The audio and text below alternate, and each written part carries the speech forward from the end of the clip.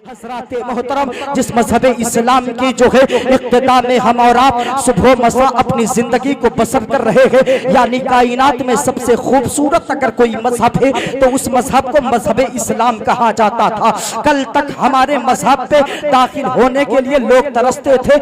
एक मुसलमान को देखने के लिए पूरी दुनिया तरसती थी कि कहीं से कोई मुसलमान आ जाए ताकि उसको देख करके अपनी जिंदगी की जुल्फों को संवार लूं।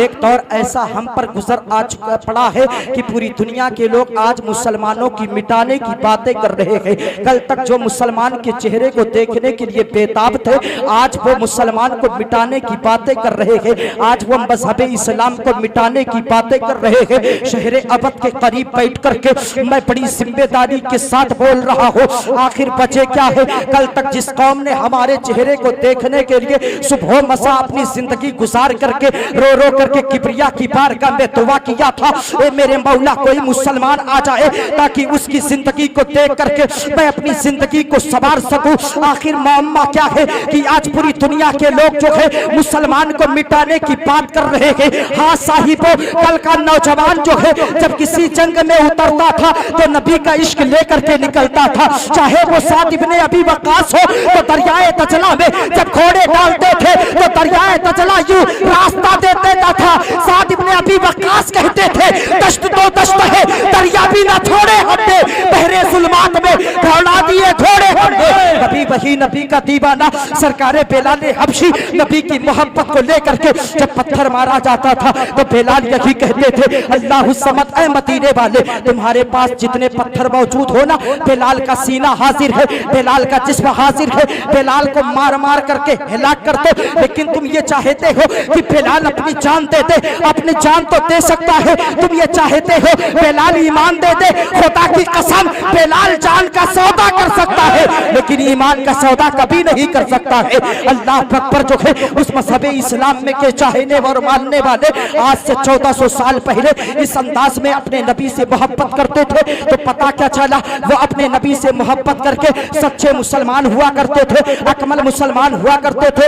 आज इंसान तो मुसलमान तो है लेकिन अहसन मुसलमान नहीं है, अकमल मुसलमान नहीं है, अहसन मुसलमान नहीं है। यही वजह है कि पूरी दुनिया आज मुसलमान के चेहरे पर थूकने के लिए तैयार है। आज पूरी दुनिया के लोग मुसलमानों को मिटाने की बातें कर रहे हैं। आखिर वजह क्या है मेरे मिल्लत के नौजवानों? वाहिद वजह है कि अगर आज भी हम सच्चे मुसलमान बन जाए, खुदा की कसम पूरी दुनिया के लोग हमारे कदमों में होंगे।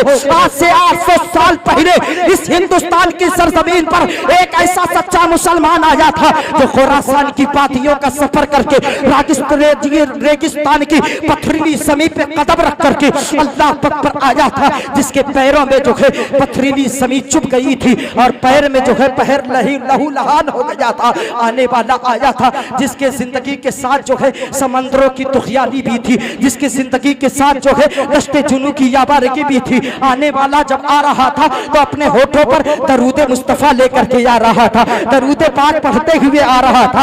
आने वाला आ रहा था, दुनिया देख रही थी ये आने वाला मर्दे कलंदर आ रहा है। एक हाथ में जो है लोटा है और दूसरे हाथ में कुरान लेकर के आ रहा है। आने वाला आ रहा है। अल्लाह अकबर, मैं यहाँ ठहर करके पहले मिंबर की दुआओं का तलबगार हूँ। मैं चाहता हूँ इस जुमले की तायीद करे, खुदा की कसम आने वाला एक सच्चा मुसलमान आ रहा है। यहाँ ठहर करके एक जुमला सुन ले, अल्लाहु समद, हम मुसलमान है लेकिन हमारे किरदार से, हमारे अफाल से मेरे मुस्तफ़ा का दिल दुखता है। हम नमाज छोड़ते हैं, हम रोजा छोड़ते हैं। अल्लाह अकबर, ये मुसलमान ज़िना के अड्डों पे नजर आता है, शराब ये मुसलमान पीता है। हमने इस्लाम का कोई फायदा नहीं किया लेकिन हमारी जात से कुफरिस्तान में यानी हमारे बिरादरे वतन को कोई नुकसान नहीं है। वजह क्या है? हमने किसी जो है बिरादरे वतन को कलमा पढ़ा करके मुसलमान नहीं किया है। लेकिन आने वाला 850 साल पहले एक आने वाला आया था जिसने कुफरिस्तान के नरगे में घुस करके सबके दिलों में इश्क़े रिसालत की शम्मा को जलाया था। मेरे नबी के मिशन को दिया था, कुरान की अज़मतों को समझाया था, नबी से प्यार करने का तरीका बताया था। पता क्या चला, आने वाला 850 साल पहले इस हिंदुस्तान की सरजमीन पर आया था, यहाँ के लोगों को कलमा पढ़ाया था। लेकिन इन सारे जानने के बावजूद भी आज गैर मुस्लिम भी गरीब नवाज के कदमों में है, आज सिख भी जो है गरीब नवाज के कदमों में है, आज पूरी दुनिया की ताकत गरीब नवाज के कदमों में है। पता क्या चला, वो एक सच्चा मुसलमान था कि सारी मुखालिफत के बाद भी पूरी दुनिया गरीब नवाज के कदमों में है। तो मुझे कहने दिया जाए, ख्वाजा हिंद वो दरबार है आला तेरा, कभी महरूम नहीं मांगने वाला। वाह वाह वाह, नारे तकबीर, नारे रिसालत, ख्वाजा का हिंदुस्तान, हिंदुस्तान का सुन्नी मुसलमान, नारे तकबीर, नारे रिसालत। आने वाला आया, 1 करोड़ लोगों को कलमा पढ़ा करके गया, लेकिन पूरी दुनिया के लोग उस सच्चे मुसलमान के कदमों में है। लेकिन आज अगर तुम सही मानों में मुसलमान हो जाओ, अकमल मुसलमान हो जाओ, अहसन मुसलमान हो जाओ, खुदा की कसम पूरी दुनिया तुम्हारे कदमों में होगी। वजह क्या है, बड़ी जिम्मेदारी के साथ सुने। वजह क्या है, वजह यही है कि मुसलमान आज जो कामयाब नहीं है, उसकी वाहिद वजह यह है कि मुसलमान झूठ बोलता है। मुसलमान क्या बोलता है, जरा जोर से बोलो, मुसलमान क्या बोलता है, मुसलमान झूठ बोलता है। वाहिद वजह इसकी यही है कि मुसलमान झूठ बोलता है, मुसलमान झूठ बोलता है। अल्लाह समद, हमारे बच्चे बोलते हैं तो झूठ बोलना सीखते हैं, हमारे बच्चों की जबानें खुलती है तो झूठ बोलना सीखते हैं। अल्लाह अकबर, मैं आपको बताना चाहता हूँ, मौलाए मौलाए मशारिक व मगारिब हजरत मौला अली रज़ी मौला ताला अन्हु फरमाते हैं, अगर तुम ये चाहते हो कि हमारी दुआएं फौरन कबूल हो तो अल्लाह के हुजूर जो है, अल्लाह के हुजूर खड़े होकर के तौबा करो और उसके बाद सच बोलना शुरू कर दो, तुम्हारी दुआएं कबूल हो जाएंगी। अल्लाह अकबर। लेकिन नतीजा क्या है, मुअम्मा क्या है, आज मुसलमान झूठ बोल रहा है, आज सबसे ज्यादा मुसलमान झूठ बोल रहा है। देखे तो सही, तो हमें और आपको चाहिए हम सच बोले और हम ऐसे तैयार से हम वाबस्ता हैं जिसे शहरे अबद कहा जाता है। मैं 2 मिनट के अंदर अपनी गुफ्तगू को समेट करके गुफ्तगू खत्म कर दे रहा हूँ। ये वो दौर है जिसे शहरे अबद कहा जाता है। मैं जानता हूँ मैं अपने वक्त से ज़्यादा बोलूँ, लेकिन 2 मिनट आप तो दे ही सकते हैं। जब एलाउंसरी इस दौर में 10 मिनट हो सकती है तो तकरीर में 2-4 मिनट इजाफा हो सकता है। सच्ची बात है, जरा सोचे तो सही।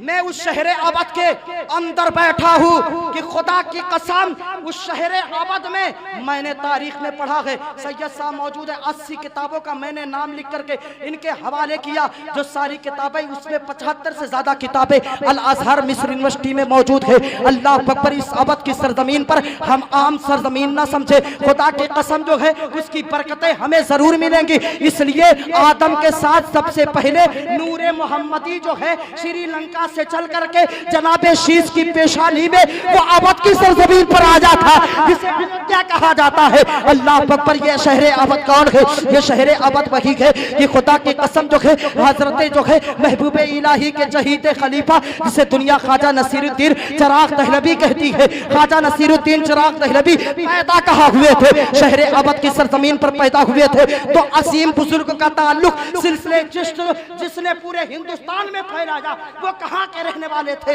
वो शहरे अवध के नस्ल रहने वाले थे, यानी हजरत ख्वाजा नसीरुद्दीन चिराग दहलवी अलैहि रहमत व रिज़वा अवधी, हजरत ख्वाजा साखी सिराज आईने हिंद अवधी, जिन्होंने हिदायतुन्नौ जैसी अजीम किताब लिख करके उम्मत पर एहसान किया है, वो कहाँ के रहने वाले हैं? वो शहरे अवध के रहने वाले हैं। अब जरा सोचो तो सही, ख्वाजा गरीब नवाज का फैजान चलते चलते ख्वाजा कुतुबुद्दीन बख्तियार काकी तक पहुंचा। ख्वाजा कुतुबुद्दीन बख्तियार काकी से वो फैजान चल करके बाबा फरीदुद्दीन गंजे शकर तक पहुंचा। गंजे शकर से वो फैजान चल करके महबूब इलाही तक पहुंचा। जब महबूब इलाही तक वो फैजान पहुंचा, अब जरा देखो तो सही, बाबा फरीद से 2 शाखें हो जाती है।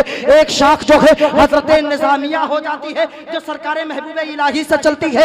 एक साबरिया हो जाती है, जो साबिर कलियरी से चलती है। अल्लाह अकबर जो है अब महबूब इलाही तक जब पहुंचती है, सरकार महबूब इलाही के खलीफा होते हैं हजरत ख्वाजा नसीरुद्दीन चिराग दहलवी अलैहि रहमत व रिज़वा, हजरत ख्वाजा सैयद जो है सिराज अखी आईनी अवधी अलैहि रहमत व रिज़वा। अब तो सिलसिला हो गया, एक सिलसिला जो है अवध पहुंच गया और एक सिलसिला सिलसिला जो है पंडवा बंगाल पहुंच गया। बंगाल में जो सिलसिला पहुंचा वो अलाउल हक पंडवी से होकर के सरकार मखदूमे कछौछा, सरकार सैयद जो है मखदूमे कछौछा तक पहुंचा, यानी फिर पलट करके वो फैजान शहर अवध में आ गया। अल्लाह अकबर। अब जरा देखे, और सरकार ख्वाजा नसीरुद्दीन चिराग दहलवी से वो फैजान होकर के अवध में पलटा, यानी उनके खलीफा और मुरीद हजरत सरकार शाह फतहुल्लाह अवधी अलैहि रहमतुर रिज़वा, और उनसे वो फैजान पढ़ता हुआ रुदौली शरीफ शेख अहमद अब्दुल हक रुदौलवी तक पहुंचा। वो फैजान पहुंचा है हजरत कासिम अवधी ने। हजरत कासिम अवधी वो तारीख के मुअर्रिख है, खुदा की कसम जिनकी किताब है अल अज़हर यूनिवर्सिटी में चलाई जाती है। उन्होंने तसव्वुफ पर एक किताब लिखी थी जिस किताब का नाम आदाबुस सालिकीन है। अल्लाह पर हजरत कासिम अवधी से वो खिलाफत पहुंचती है हजरत मोहम्मद अवधी तक। हजरत मोहम्मद अवधी से वो खिलाफत ऐसी जगह पहुंचती है जहां से पूरा देवबंद फैज़ याफ्ता है। वो कौन है? हजरत शेख अब्दुल कुद्दूस गंगोही अलैहि रहमतुर रिज़वा। ये खिलाफत कहां से पहुंची है? आपके शहर अवध से पहुंची है। तो खुदा की कसम अवध की मिट्टी वो है जिनने बड़े बड़े औलिया हमको दिए गए। अवध की मिट्टी वो है बड़े बड़े औलिया की कुतुमे मैमनत से वो समी फैज़याब है। इसलिए हमें और आपको चाहिए जब उस मुक़द्दस सरजमी पर पहुंचे तो इस नियत से हाजिरी दिया करे कि इन्हीं गलियों में हजरत सिराजुद्दीन अखी आईनी गुजरे हैं, इन्हीं गलियों से होकर के जो है हजरत जो है नसीरुद्दीन चिराग दहलवी गुजरे हैं, इन्हीं गलियों से होकर के हजरत इब्राहिम मसूद ताशकंदी गुजरे हैं, इन्हीं गलियों से होकर के हजरत शमसुद्दीन फरियाद रस गुजरे हैं, इन्हीं गलियों से होकर के हजरत मूसा आशिका गुजरे हैं, इन्हीं गलियों से होकर के हजरत जमाल गोजरी गुजरे हैं, इन्हीं गलियों से होकर के हजरत सैयद क़यामुद्दीन दीक्षां मक्की गुजरे हैं। तो खुदा की कसम जब उस समी पर पहुंचे तो ऐसा लगता है कि इश्क़े मुस्तफा का जो है समंदर जो है मेरे नबी का फैज़ान उन औलियाए किराम के मज़ारों से आ रहा है। तो मुझे कहने दिया जाए चमक तुझसे पाते हैं सब पाने वाले, मेरा दिल भी चमका दे चमकाने वाले, बरसता नहीं देख कर अब्र रहमत, बतों पर भी बरसा दे बरसाने वाले। वो ऐसी अजीम सरजमीन है। अल्लाह उस समी की फैज़ी बरकतों को हम सबको जो है बरकतों से माला माल फरमाए। मैं दुआ करता हूँ अल्लाह रब्बुल इज़्ज़त की बारगाह में तौबा करता हूँ मौला अज़्ज़ा इसमहू अगर शिर्क कुफ्र के कोई कलिमात निकले हो तो उलमा की मौजूदगी में मैं तौबा करता हूँ। मौला अज़्ज़ा इसमहू मेरी तौबा को कबूल अता फरमा। अस्तग़फिरुल्लाह रब्बी मिन कुल्ली ज़ंबि व अतूबु इलैहि, ला इलाहा इल्लल्लाह मुहम्मद रसूलुल्लाह सल्लल्लाहु अलैहि वसल्लम। प्यासे रहोगे साकी कौसर को छोड़कर, पी जाओ चाहे साथ समंदर निचोड़कर। कितना बुलंद हो गया मिट्टी का अदबी रिश्ता रसूल पाक के कदमों से जोड़कर। वमा अलैना इल्लल बलाग। अस्सलामु अलैकुम व रहमतुल्लाहि व तआला व बरकातहू।